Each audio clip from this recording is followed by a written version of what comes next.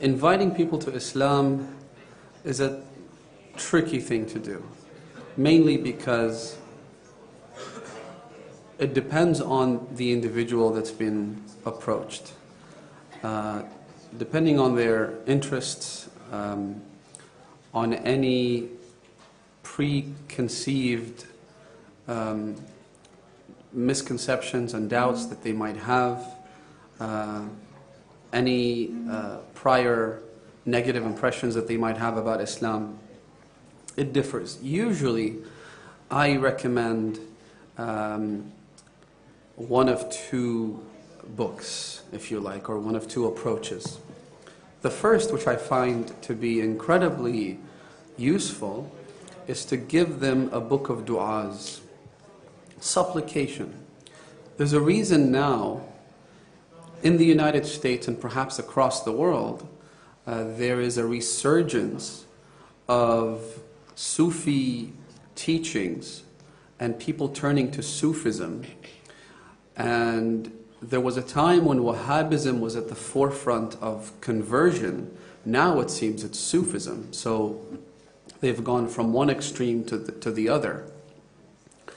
If you follow the news, there's quite a lot of literature, a lot of articles being written about this resurgence that we're talking about in the United States, in New York. And the same is true of Buddhism, the same is true of all these Zen philosophies, all kinds of different spiritual schools of thought. And the reason for that is we live in a very materialistic world. And there is a thirst for spirituality. There's a genuine desire for people to look beyond the the physical realm and beyond their boxed up lifestyles. And so you find a lot of actors and celebrities turning to these kinds of philosophies because they have this intrinsic need and thirst. So we can satisfy this thirst better than anyone can, using the supplications of Imam Zayn al-Abidin and Sahif al-Sajjadiyya, for instance. No dose of spirituality is stronger than the one you get from Dua Abu Hamza al-Thumali, or what you can get from the munajat.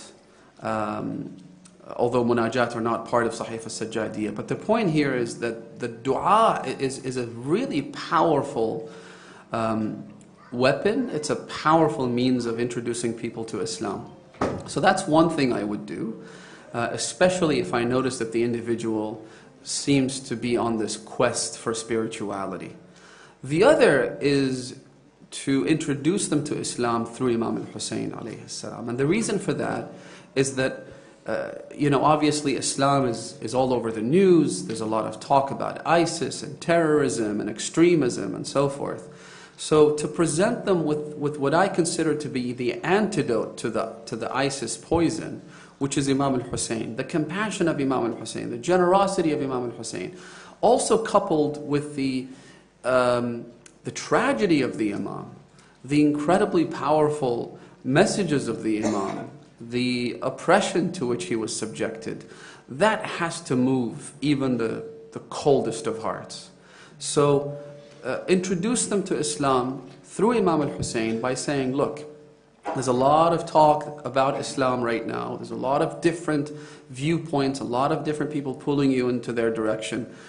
Read this and it'll explain a lot of the events that you see around you. So that's really what I would recommend.